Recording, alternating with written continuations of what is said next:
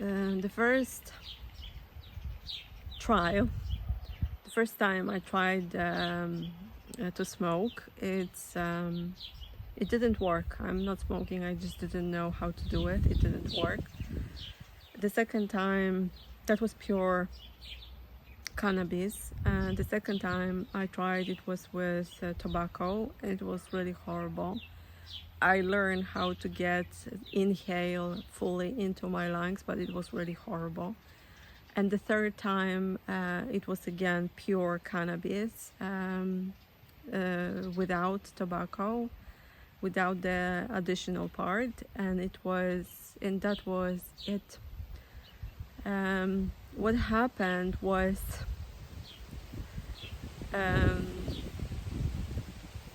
extremely profound. The whole experience was lasting, I don't know, up to 6 hours for me. At the first maybe 2 hours were authentically horrible. Then because it really it changed my chemistry. I don't know really, but I think it changed my chemistry. So I started to purge. I started vomiting, and I have been vomiting for I don't know for how long, half an hour, 2 hours. And then when I finished, I started experiencing something truly extraordinary.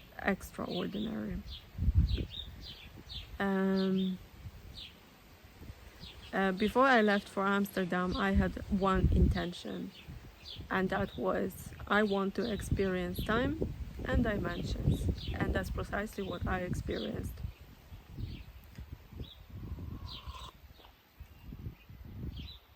Experiencing time was so much fun.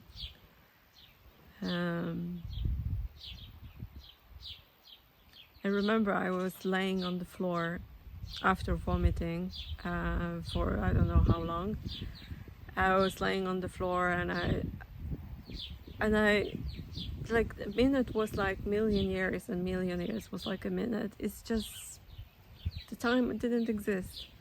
Like I was outside of time, and yet I was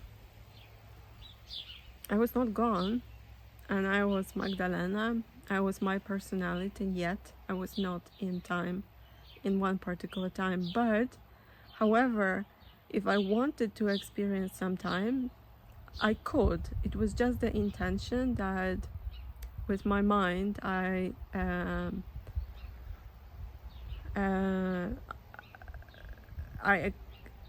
said, and it kind of happened. But everything was happening so fast. I remember I wanted to experience Jesus time, Rome time, and I did, but everything was just so fast. Everything went so extremely fast that I'm not even able to say how the experience was. I was also experiencing dimensions. They were like overlapping. I was experiencing my Amsterdam's reality with my two friends in the room, but at the same time, like in my mind was somewhere else. I remember two of my friends where I was like in the bathroom, and they were like in the room, and one of them came into the bathroom. She was just checking if I was okay. Probably she was worried about me. And I experienced somebody like leaning over a grave, looking into the grave. I was laying in that grave. Very powerful experience. When I was there, the reality of Amsterdam was with me, but at the same time I felt I was taking part in a ceremony with me. I was like the one who was experiencing, and there were two like priestesses with me, like my two friends actually, but they were like two priestesses. I was staying on the third floor, and in Amsterdam, you know, there are so many bikes with the bike bell, ding ding ding ding, and every time I heard a bike bell, ding ding, reality in my head shifted. It was just so much fun. It was like dancing, very fast dance, when you kind of dance with a partner and then there is something like a bell, for instance, ding ding, and then the partner shift, they change. I get a new partner, my old partner get a new partner. It was just so much fun. And when I heard the bell ringing, ding ding, new reality was like coming to me, like new reality in my head.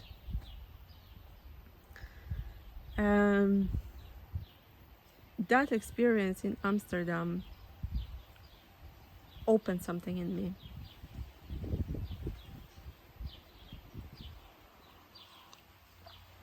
Opened something in my head. Something that I was not aware it could happen. I was not expecting, and I was totally not prepared. But it wasn't only that experience, and if it wasn't for that, things wouldn't happen. No, it wasn't like that.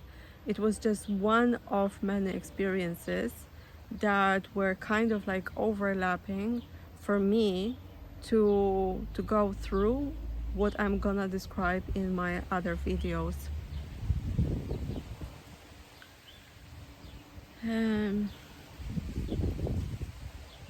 It was just supposed to be.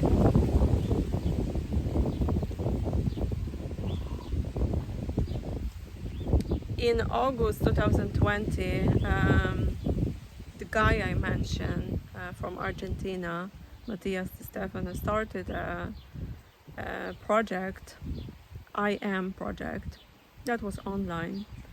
I just didn't really understand what the project was supposed to be about, but my private life got really sad. No purpose, no nothing. And I decided to take part in that project. It was supposed to last the entire year, every month something different, and I was thinking, let's just do it.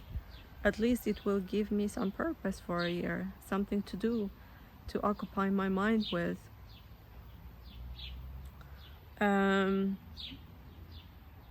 So I did. Every evening, every day, Matthias was posting a post, a subject to contemplate that day. In the evening there was a lecture, and afterwards there was a meditation with a very specific music, and it was aligned with astrology, but not aligned with the Western astrology, but kind of astrology from the ancient times, the times from ancient Egypt.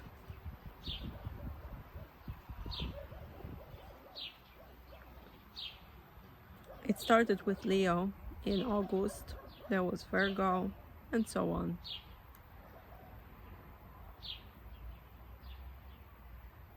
That project, the experience in Amsterdam, homeopathy, the aligning with the stars, these things kind of overlapped for me to get into the 0 hour. My 0 hour started 15th of January 2021, around 9 o'clock in the morning.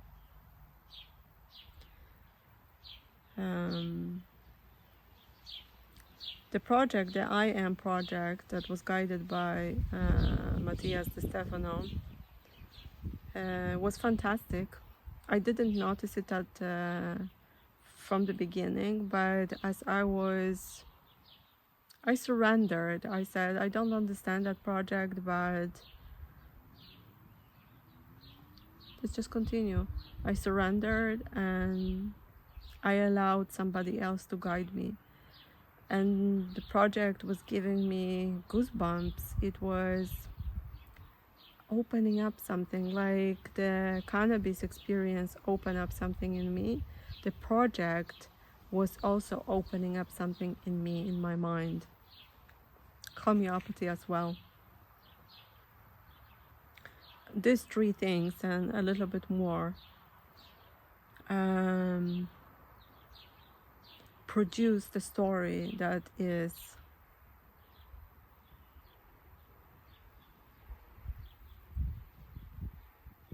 incredible. In September 2020, so that was probably a month after my experience in Amsterdam, I had an extremely profound dream.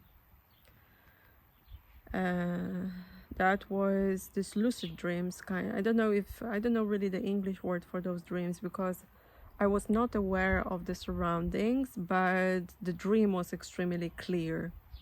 And when I woke up, it's almost like I was waking up from a different lifetime, different reality.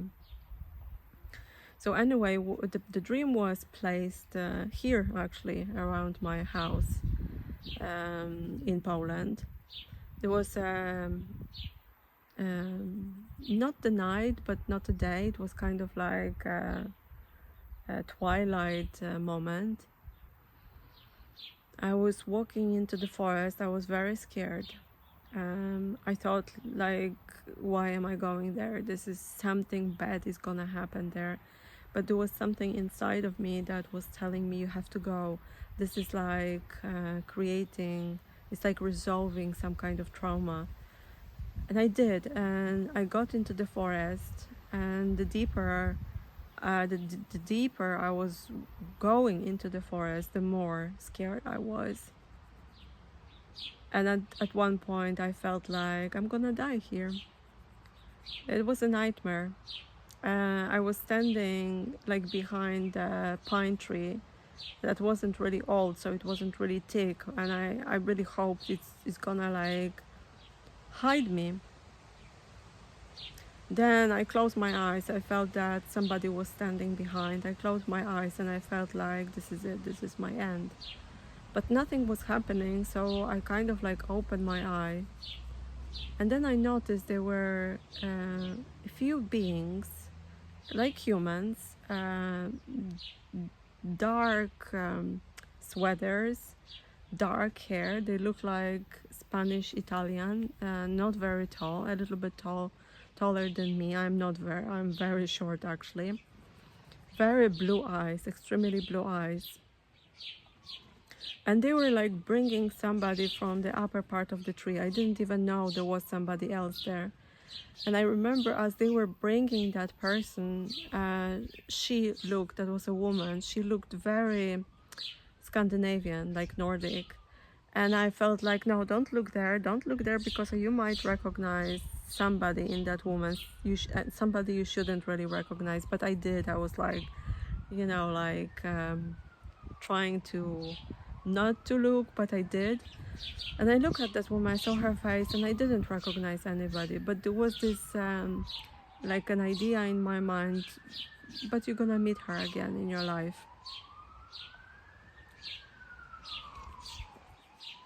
One of these men came closer to me, the other one followed, and they were talking like they were not sure about something, and then I heard the words Rome 1994 and chemicals, two separate words.